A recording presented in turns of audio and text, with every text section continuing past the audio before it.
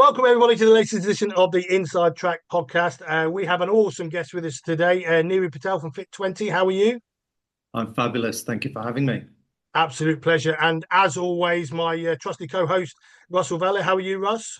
Very good, thanks, Ryan. Very good. Looking forward to speaking to Niri today. Yeah, no, absolutely. So, probably the best place to start, Niri, like we do with most, I guess, is just to get an idea of your background, where you come from, and how you've ended up with the Master Franchisor of Fit 20 in the UK. Okay, I'll give you the short version because there's quite a backstory to this. And we've only got an hour, and I know there's loads of really cool stuff you want to cover with me. So I used to work in the city. I was quite unwell. I took around 16 weeks off work Wow. ill in an 18-month period, apart from the times where I was walking into work, what I would call vertically ill. So yeah, you can figure that out. And it was during one of these spells off work that I read a book by a guy called Tony Robbins. It was called Unlimited Power. And I like Tony that Robbins. literally changed my life. There was a chapter in there about health and wellness. And I thought, do you know what? I've tried everything else, the Harley Street specialist that the company medical plan put me through. And still I was being ill and sick and not really recovering from the symptoms and ill effects. So I read this book. I put into practice the stuff that was in there. And lo and behold, within 3 weeks, I felt great. I lost some excess Oh, weight. wow. Energy went through the roof. And I actually started to feel like my sort of best self. So I became fascinated about health and well-being. This is in the early 90s. So things like Oh, being a wow. vegetarian or a vegan was quite out there. And yeah, it made a huge difference. So that passion from the personal transformation really led me to learn and study about health and wellness generally. I traveled 3 continents, went to North Did you? America, Asia, and just learned lots of stuff for myself.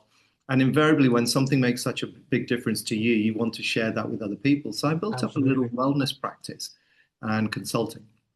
And I was invited to something called BNI, the world's largest business referral organization, by a good friend of mine. I wasn't really interested in going to an early morning start because he said it was at 7 o'clock. And I actually said to him, I'll meet you at Knightsbridge Station at about 6 o'clock and we'll go out for a quick bite and then we'll go to this meeting at 7. And he sort of went quiet. I said, you're talking about 7 in the morning, aren't you? And it was, it was almost as though I didn't recognize there were two 7 o'clocks in the day. Anyway, I went along because James, who'd invited me, hugely successful entrepreneur and somebody I looked up to. And when someone you admire and respect in business tells you to look at something, the least you can do is do some thorough due diligence. I joined a BNI meeting halfway through, and it was a couple of months into my BNI membership that, again, Tony Robbins, in the front row of an event called Wealth Mastery, I met my now wife. She invited me up to Yorkshire to help her celebrate a birthday, and well, I've been here ever since celebrating a birthday. So we built a Wow. future together. And it was during this time that I went back to the people that started BNI in the UK, Ireland, and pretty much half the other world that BNI now operates in, Martin and Gilly Lawson. And I said, look, I love BNI as a member, but can I do it as an executive director or franchisee? And they were delighted that I was interested because they were after me to get involved for a couple of years prior to that. And I said, no, I'm happy doing my thing in London. But once I moved to Yorkshire, I had to obviously work out that the Yeah, commute what are you wasn't going going to to do? be sustainable. So I started franchising with BNI, built up 4 territories for them. So ended up being a multi-territory Yeah. owner with them, broke some records, and then took the concept to India in 2004, built that up into their best ever territory. And that stopped in 2015. So in January 2016, once my involvement with BNI India had stopped, a good friend of mine through the BNI community called Akil, who was the master franchisor for BNI in the Netherlands at the time, phoned me up and said, hey, I know you're into health and fitness, and I know you've stopped being a master in one country. We've got this amazing concept. It's Dutch, so we can't do anything with it, but we think you should do this in the UK. So I told him to get lost because I wasn't interested in the gym. My concept of gyms is that, they're huge spaces, huge investment. It's a revolving door of people in January. The car park's full, and in February, the car park's empty. And the only part of your body which loses weight every month is when the direct debit goes out, because Yeah, your bag, your wallet. exactly. But, again, this was somebody who's highly successful in business. He built the fastest growing payroll bureau in the Netherlands for 6 years straight. Oh, and wow. sold that out for a lot of money. And I thought, again, if somebody successful is telling you to look at something, don't Take a judge it look. on face value, go check it out. So I went to Holland, spent a couple of days with him and his family and the leadership team at Global HQ for Fit 20. And the thing I took away from it was when we tried the training, I thought, this is amazing. I would do this as a customer Yeah. because I was approaching my 50s and I was thinking, I can't sustain going to the gym 2 or 3 times a week, doing kickboxing, trying to run, injuries, aches, pains, niggles, and time as well. So I thought, if nothing else, I'd like to bring the rights to the UK and establish it here in Yorkshire, because if I don't, chances are somebody down south will bring this to the UK. And then it will take a while for me to get the benefit of being a customer. So that's how we started. And yeah. And when was that? What sort of year was that? So I 16, bought the 17? rights with my wife, Catherine, in 2016. And then we set up a flagship by November 2017. And our first Wow. franchise studio started in Jan 2018. Awesome. So the interesting thing is, because obviously I've been looking from afar on this, obviously follow your stuff, and it's a really interesting concept. In the fact that well, I'll let you talk it through because it's not your traditional gym, and I think that's the thing here. So do you want to talk us through what it is, how it differs, so our viewers can get a better handle on it? Yeah, so we've been told, and I had been as well, that you have to do lots all the time and more is better. Now, if that was true, professional footballers, certainly their managers, wouldn't be complaining about the fixture schedule being too busy. So there is, I call it the Goldilocks effect, right? Not too much, not too little, just the right amount. And Fit 20 is just the right amount to give your body that optimal stimulus to create what we call the adaptive response so that you can build your strength. And we use strength as a gateway to all the body systems, because if you have stronger muscles, you get stronger bones and joints. And if you have stronger muscles, bones, and joints, then your circulatory system, your vascular system, your mental health, your digestive, your hormonal, everything. And there's plenty of research now to verify this, So we use a form of super slow motion training. It's 10 out and 10 back, ultra slow. And that way the weight is being moved purely by your muscles. There is no momentum of the weight moving itself. So with that, you get a lot of efficiencies. There also is safety involved, because if you're moving slowly and something's not quite right, you can stop. Whereas, I think 80 or 90%, if you speak to a physiotherapist or an injury specialist, will tell you that 80 or 90% of the injuries that happen on the outward movement at speed generally.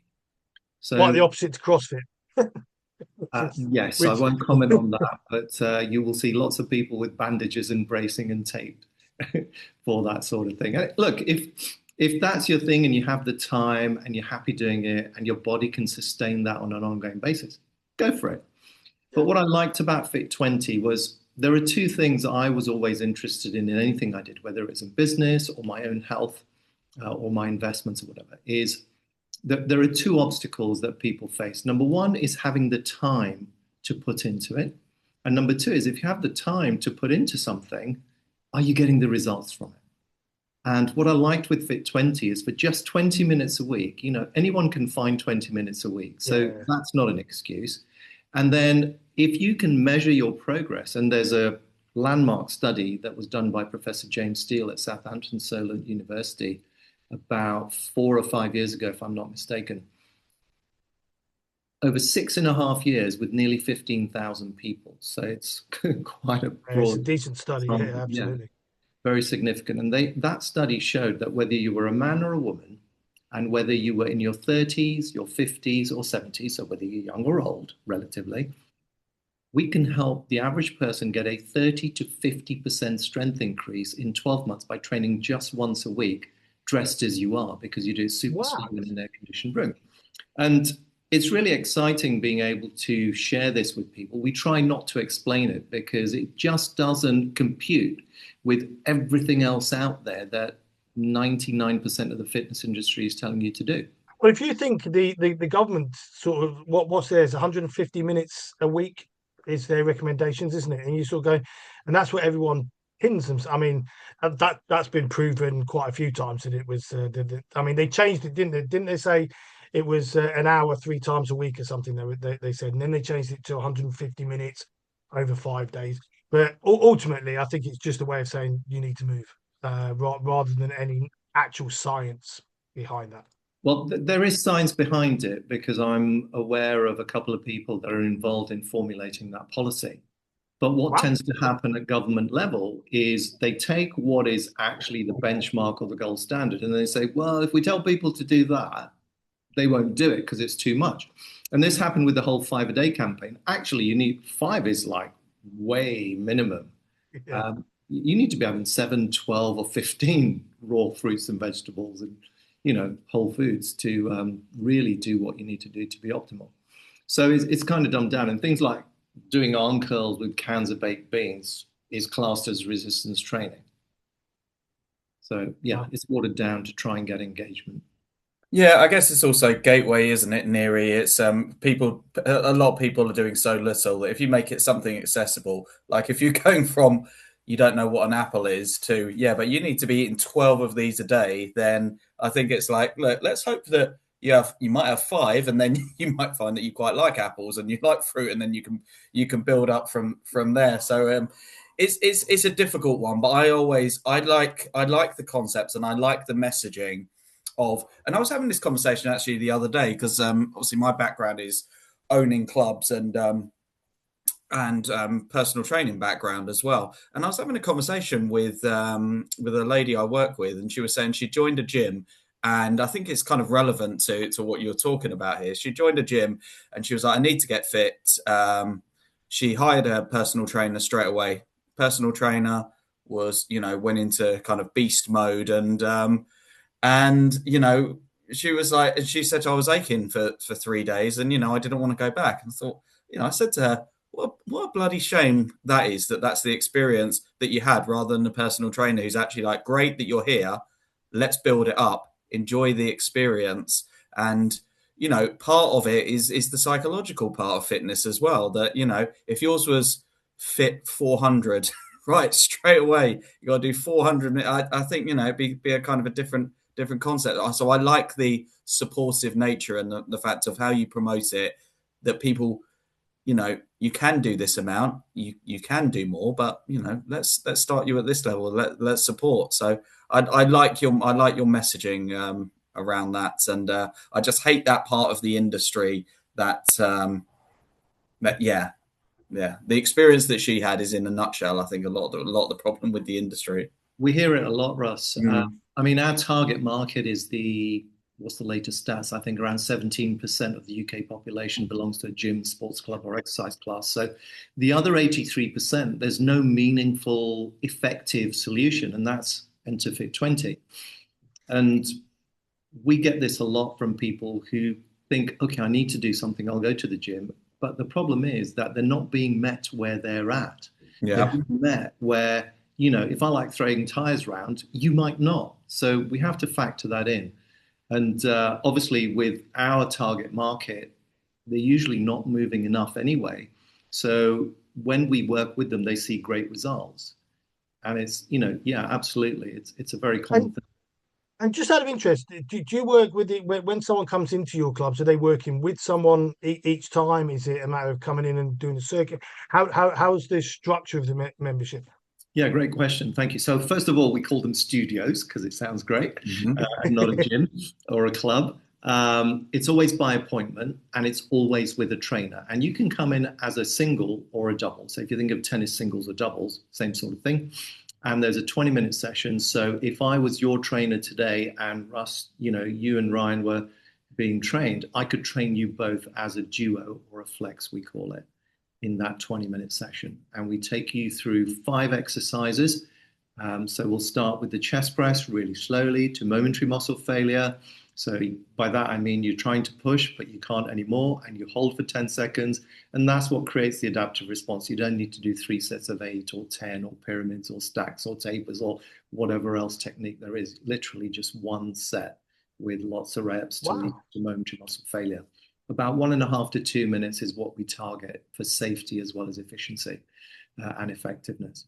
And then after the chest press, we'll do a lat pull down, which targets obviously all the muscles in your back, a little bit of the biceps, etc.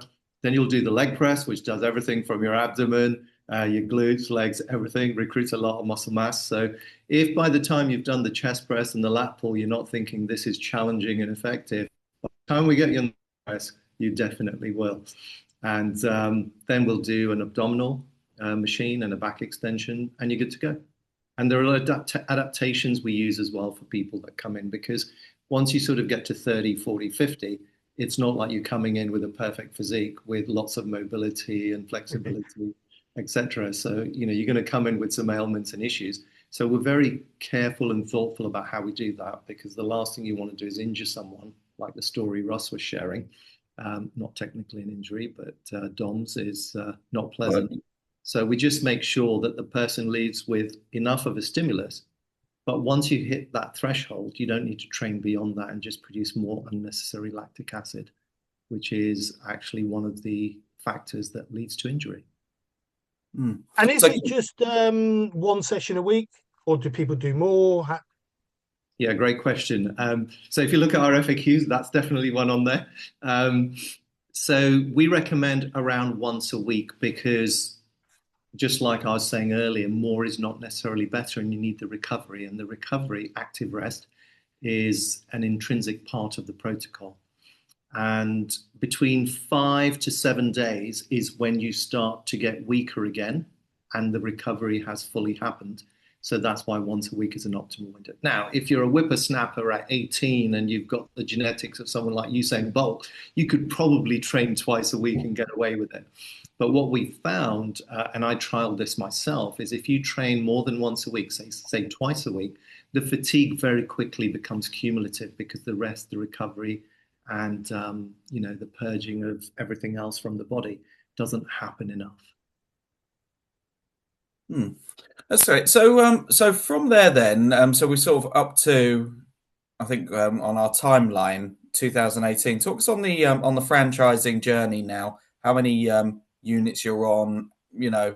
How did that build? How did you start the franchising side of the business then? Yeah, so the first studio we ever got was through a recommendation. There was a gentleman I knew through the extended BNI network who spoke to a chap who was running a personal training studio business in Leeds. And Kieran came along not really interested in a franchise, but more so because he thought, oh, this looks different, this looks interesting. My personal training clients are going to ask me about this, and I need to be informed. And given that I've got a personal recommendation to go meet this guy, let's go see him.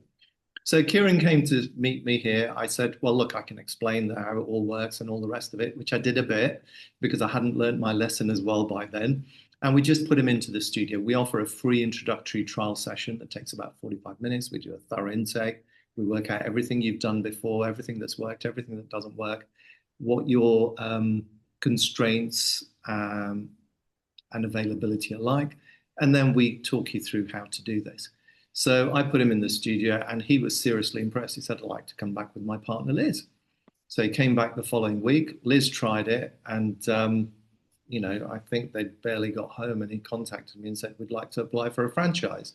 So thanks to the BNI referral system, that was our first franchisee. He's got 2 locations in Leeds now, and a team of trainers. And he's actually on holiday this week, which is nice, because when he was a PT, he always struggled with that aspect of his business. So that was our first one. Our second one was, again, a BNI person, a fellow franchise holder called Dan Kelly, who I was just chatting to at the conference, one of the BNI conferences. He was asking me about it.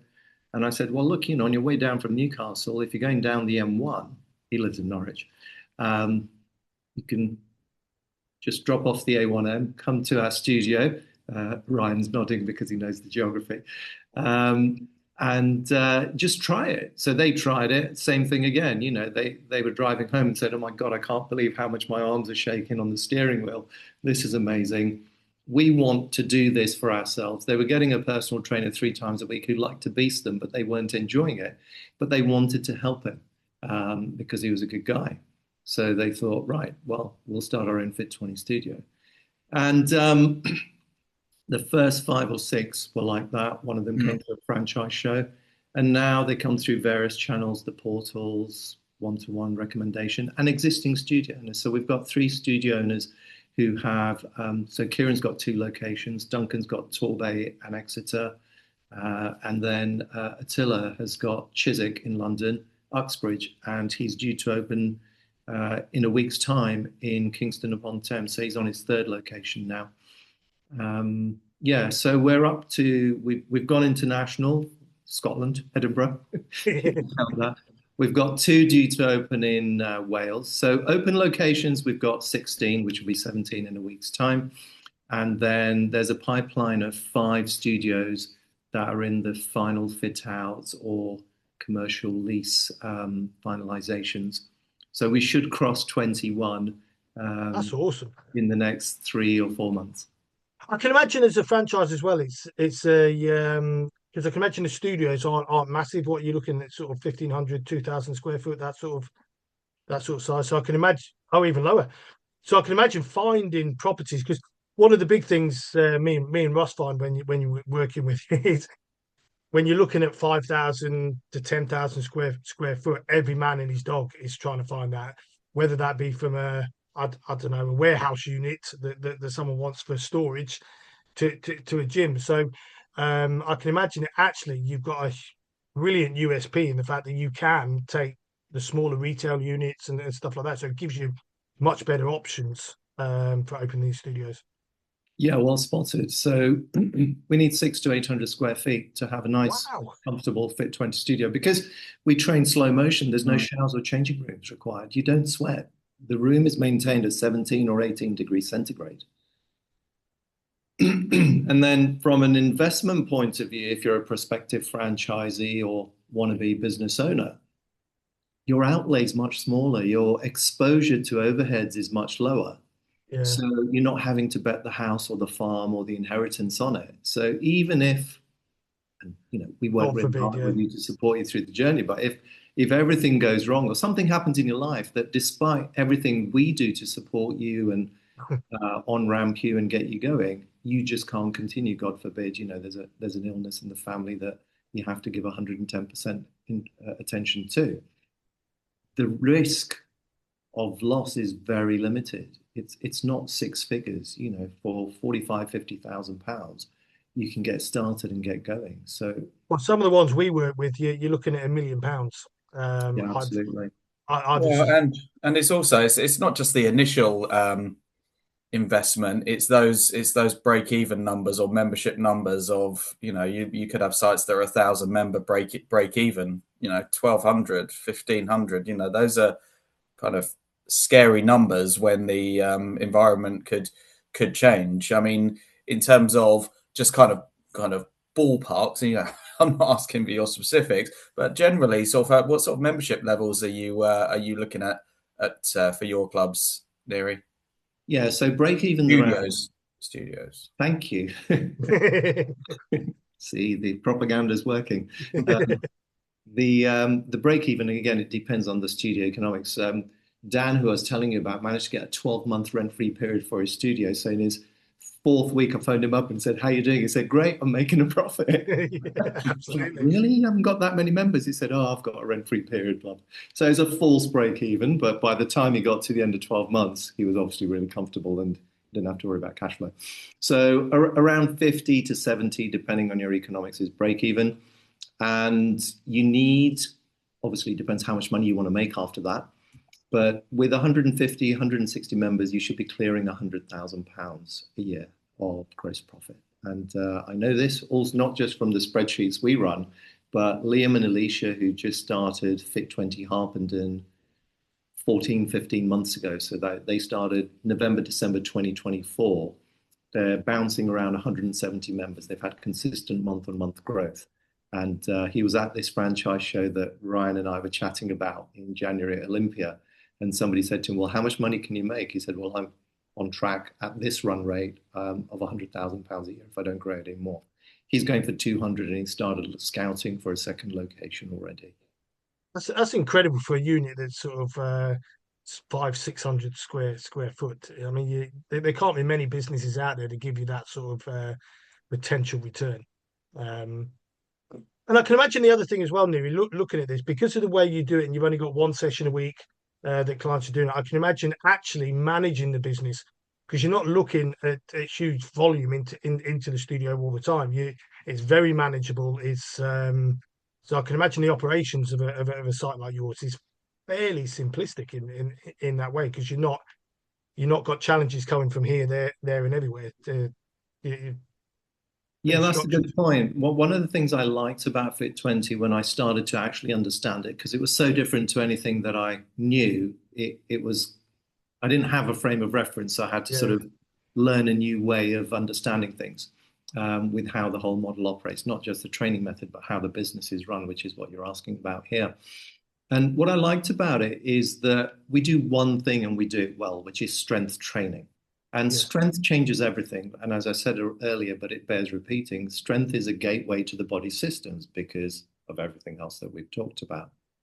And because of that, you have to focus on a set number of things and not a myriad of things. It's not like you're bringing out the next shiny object Yeah, because you're feeling vulnerable with your offering that you have to offer nutrition plans or blood testing and all this stuff. And all of that is great if you need it. But what we teach our franchisees to do is to actually use a referral system with somebody else who's an expert in that area, let them stick to their lane and do well with that. And then they obviously send people backwards and forwards. And it just means that your grey hair count is kept lower. I'm not sure it's working in there, is it? Yeah, no comment. Silver Fox. Well, Silver Fox. my dad was completely grey at the age of 21, so I have him to thank for that. He's still got a full head of hair, but yeah, there you go. There you go. You're looking good for it. So what's the can you talk to us about the profile of the franchisee? Are your franchisees generally owner investor or more owner operator led, or is it generally a mixture? Yeah, we get people who inquire and say, I'm looking for something else to invest in. And the first thing I say is, if you think this is like you're going to chuck a load of money at it, sit back and somebody else is going to do it all, this is the wrong opportunity for you. That doesn't work with what we do. So we're looking with owner operator initially or owner manager. Mm. And we recommend that regardless of which of the two you want to do, for the first 3 months minimum, you're actively engaged and involved in the business, because the theory we teach you is great, the systems, the processes, the onboarding and everything else. But the practical experience you have brings that information to life. So then when someone in your team comes to you with a challenge, you can meaningfully support them. And they know it's coming not just from the understanding intellectually, but also emotionally. So you can really push things on. You don't want to be an absent landlord in our business. Now, once you get things built up and like Liam, you get to 170, 180, 200 members, you can take more of a sort of managerial role and work in the background, because he's cut down the number of trainings he delivers. In fact, he may well not deliver any now. He's got a team that does that. Well, he's looking at number two. That's exactly. But that's the great thing, isn't it? That's a really good recommendation, in the fact that you've got people who have gone, I'm going to come in and run the one, and then suddenly they've done really well. Oh, I need the second one now. I'm excited. I really want to move on to number two, and I think that's down to you guys having a system that works. Yeah, and the other thing actually is we do have people who come to us, especially in the early days. People see all this white space and think, right, I'm going to conquer London. And we spent loads of time running models and plans and forecasts and all this sort of stuff. But I learned very quickly that tends to go nowhere, because unless you're emotionally committed to this, and you're asking about the sort of people, there's a set of character traits we look for as well, not just this much money and ability to do whatever. But if somebody comes and says, I want to open 5 of these in 5 years, we just say, that's great. And we're delighted you're future focused. Let's do 1. Prove to yourself that you like this business as much as we do.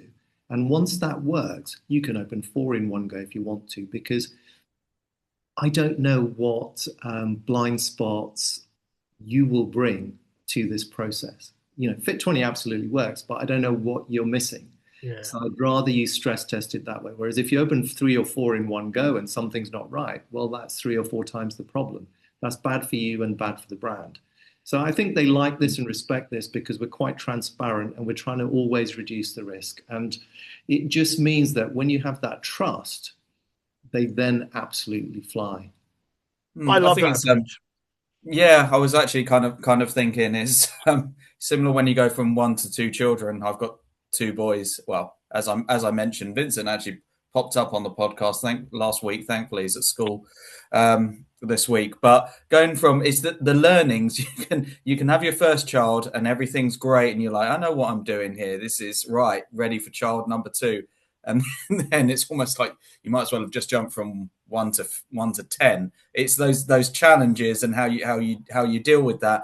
And I like that approach because, like I say, I've come from franchises where you might have multi-site franchisees who've got 20 of these, and they come into it and they are encouraged from day one to right. How quickly can you get to 20? And it's like, wow. I mean, there's a lot of liability and there's a lot to go in that. I like the approach of let's open one and also spend time in it in the same way as, like McDonald's to a slightly different degree. But, it's like obviously from a franchising point of view, it's kind of gold standard. So, they want you in the business. They don't want you to open a McDonald's and go, great, there you go. Now let's get you onto your next location. They want you to open an amazing McDonald's.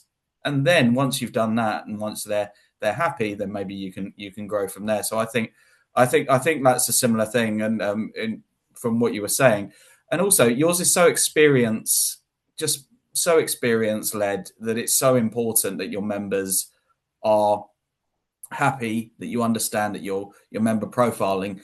And also I was sitting here and I'm not quite in the franchise investing phase of my life. I've been in that for quite a long time, but I know my ears sort of prick up a little bit when you're saying it's got 170 members. I'm like, I've worked in a franchise where I could lose 170 members a month. Blimey, if you've got a business where that is a very profitable business at that number, that must be very appealing. And I think taking a step back as well, it'd be great if you talk to us about all of this a little bit more, because this is all sales for your franchise. In terms of like high street locations and how you can get into them, the footprint of what you need coupled with the actual membership and break-even numbers, I would imagine you must be experiencing quite a deluge of interest at the moment, because I think, as Ryan was touching on, there aren't that many businesses out there where you can have the break-even numbers or the membership numbers that you're talking about, coupled with the ability to open in these kind of locations. Are you experiencing that at the moment? Because it feels like it might be a real growth stage for Fit 20 at the moment. Yeah, yeah, thank you, and I appreciate the comments. I think something's definitely changed in the marketplace in terms of awareness about strength. When we started, we were kind of trying to push water uphill with a fork because it was still about cardio and high volume, high frequency, high impact, and a bit of intensity, but not our brand of it. But that's come of its age of age now with the whole strength thing. And then with Fit 20 as a brand in the UK, we've definitely become where we're taken seriously and established now, and a major player in that micro boutique fitness space. And if you think of that hockey curve, we're seeing that the interest is definitely just about to kink into that upright or hypergrowth phase. So we're getting lots of inquiries. There are, as you know, with inquiries, there's a range and a spectrum of quality versus lack of quality. But the golden nuggets are definitely in there. And the type of people we're getting people with established fitness businesses now starting to inquire because there's proof of concept. Those people who have an existing ongoing franchise or fitness business are not as early adopters because they've got something to lose by jumping into something else, even if it's an add-on. And we're starting to get inquiries like that, which I've noticed, which tells me that we're definitely a brand and a concept that's come of age, really.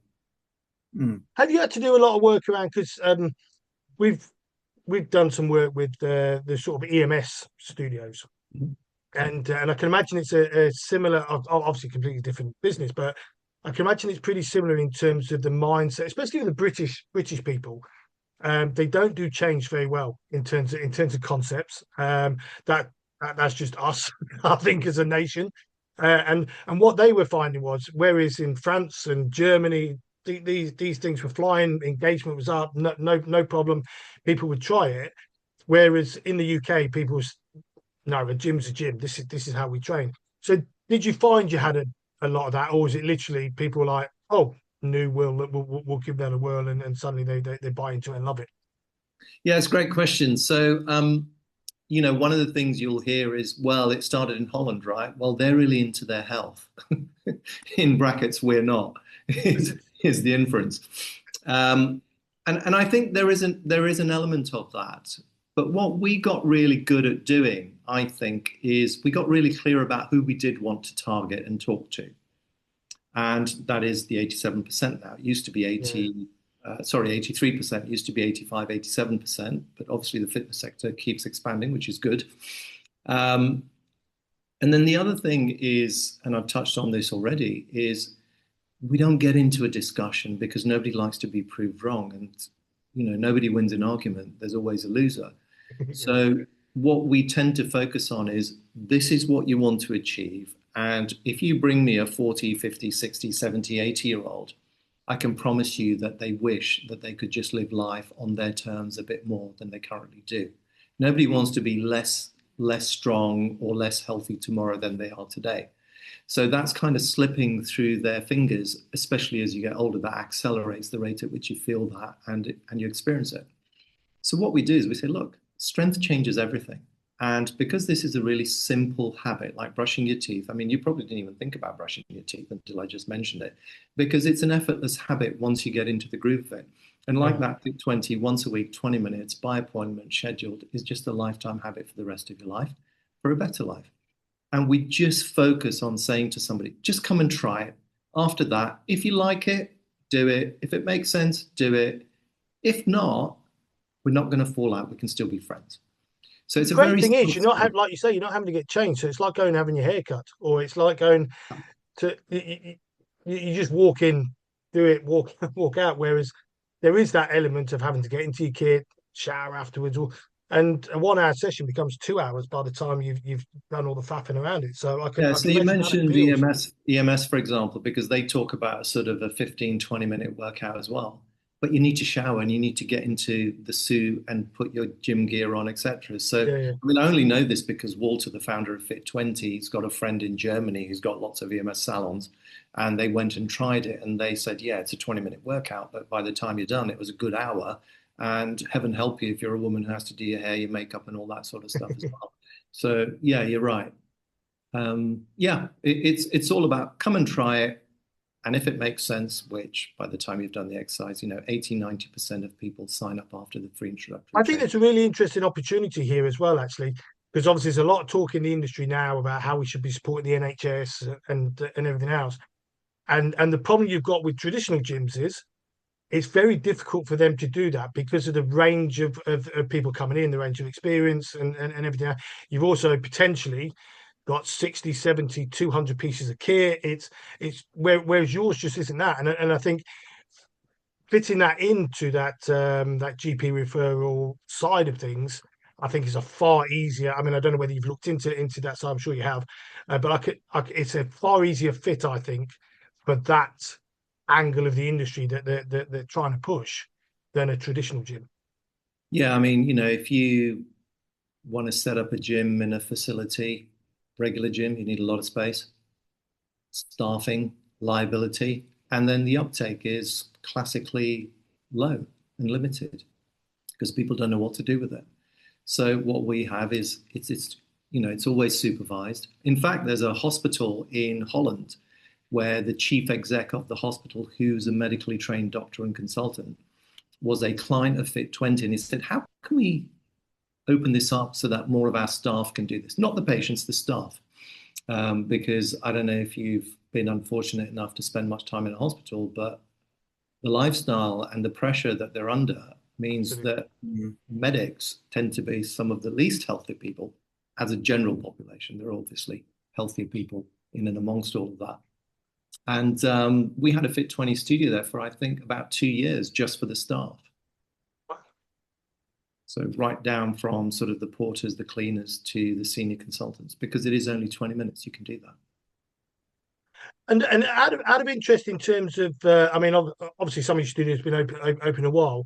What's the roughly, like I say, you don't have to go into the finer details of these, but what's the roughly the sort of average length of stay of a client in a Fit 20? Because that's the big thing that we wrestle with as a fitness industry, is keeping these people engaged, keeping them as a member. Anywhere between 6 and 9 months tends to be the average in say an independent. So some do it better than others, but I can imagine something like this is a little bit longer than what we'd expect in an average. Yeah, short answer, yes. It's actually the other way around. And this was one of the things that really got my attention. I thought, I didn't, I was talking about my friend Akil, and I said, I don't want to do a gym because, you're marketing like mad in December and January, and then you're picking up the pieces for the rest of the year, trying to stop people out of that revolving door situation. And it's a cyclical thing. And there are brands that build their commercial model on sleeping members or dormant members. And what I liked about Fit 20 as an owner was I felt that I would only be collecting money if I was genuinely adding value and serving and getting results for people. Yeah. So I thought I can stand proud with my shoulders and my head back and high that we do that. The actual return, we measure everything. We're quite data focused as an organization, I can imagine. not just the workout, but what happens with retention, etc. It varies according to the level of engagement and skill set of the franchisee. I mean, obviously, we have a benchmark of the minimum stuff we have to do to maximize the retention opportunity of members. But anywhere between 70 and 85% is what we tend to keep of our members. Wow. Yeah. And, they'll stop for a while because if you get somebody who's quite sedentary, does Fit 20, they suddenly, I used to do, I used to do a lot of running or play tennis or squash when I was a kid, and they start to do that. And if they tell us, I want to do that, we say, look, please, please, please start really slowly because you've got 10, 20 or 30 years of inactivity built into your body. Don't go from zero to hero. You'll get injured, and invariably some do get injured because they don't listen. That's why squash was such a big killer in the 80s. You suddenly had all these city guys that suddenly went squash is a thing, not exercised in 20 years, and suddenly having heart attacks on the squash courts. So people will stop, but they come back. Yeah.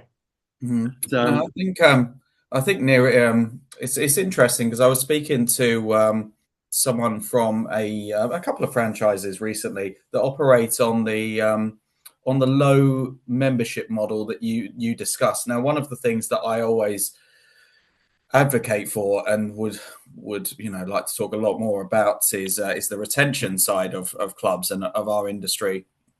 But I was speaking to someone the other day, and I was asking them.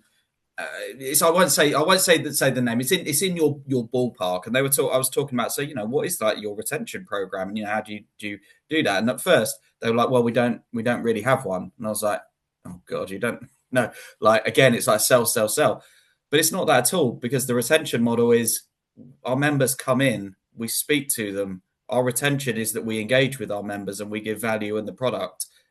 We don't have this massive outreach, in terms of like we've got to speak to members, we've got to do this, we've got to reach out to them because they're at home. Our members are here. We have a low break-even number. Our members use the club. They get value for money from what they're doing here. So that's our retention. Our retention program is use the club. We'll speak to you. We'll give you value, not sit at home and how can we kind of try and persuade you to get into the club.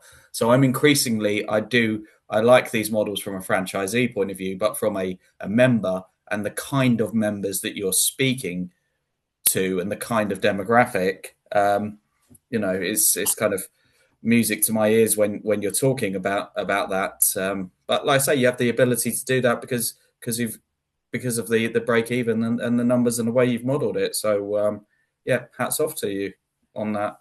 Would you like me to share a couple of things we do around retention? Absolutely. Yeah. Okay. So this is an area that the organization focuses on quite heavily. And the most basic thing is we use the example of a salon. There's a high-end salon. This is true, it's not made up, that when you compare them, they offer the same haircuts. But one is busy and doing really well and people are coming back, and another isn't. So what they do is they go back to basics. It's give a good haircut, give a good experience, make the welcome nice, make sure everything's clean and tight. So it's absolute basics. And with Fit20, the basics are have a pristine studio that's clean enough to eat off the floor. I don't recommend you do that, but should you, you shouldn't get sick from it. And the machines are spotless and tidy, and the whole studio is nice and clean and fresh and welcoming, because that speaks to our target market. And then give good training in line with the Fit20 Academy protocol. And when somebody walks in, when they leave, you want them to leave feeling happier that they gave 20 minutes of their day to this and better for the experience. And that's just the basics of retention. Walter, the founder of Fit20, says that we're not in the fitness business, we're in the hospitality business. I say that all the time. I come from a hotel background, and right. with Marriott hotels. You'd be great at Fit20. But I find it amazing that we don't see ourselves in hospitality. We don't, for some reason, the fitness industry doesn't class itself in hospitality with hotels, with restaurants, with bars, and so on. And you're like, but why? Because we offer an experience, so we're hospitality. The outcome, in a way, is sort of irrelevant in terms of what people don't stay. Yes, they stay because they get results, but they're actually staying for the experience, and that's what we should be selling. And I'm a massive believer in that, so I'm 100% behind you. Absolutely. You know, if I train you both, but one day I'm mean and horrible, you get great training. Are you going to come back? Or if you're thinking about leaving, are you going to stay? Whereas if we have a relationship and a connection and I'm involved, you know, if you have a family situation, you'll get a card or a phone call saying what's going on, just thinking of you, etc. If you have a baby, you'll get, you know, maybe a little pair of socks or booties or something. It's building that connection and relationship. And we teach our franchisees and our personal trainers to love their members, however that equates for them, in a respectful, caring, genuine way. Because if the members care and love the members, then even if they don't deliver the good training, and they do, but if something goes wrong, because we're all human, right? That's the variable. The members are going to be more forgiving of that, because it's based on a relationship. It's not transactional anymore. It's also a lot harder to leave a place where you're friends with the trainer. It's a lot. It's always harder to say no. It's always harder to break that relationship. Because in essence, if you leave the club, it's like breaking up with your girlfriend, because you're not going. You know what I mean? If you haven't got any intention of going back, that's a hard break. And so if you've got a relationship, it's so much harder to break that. Yeah, and you know, Russ, you were saying if it's sell, sell, sell. Well, that's great. But it costs a hell of a lot more to get a new customer than to keep an existing one for life.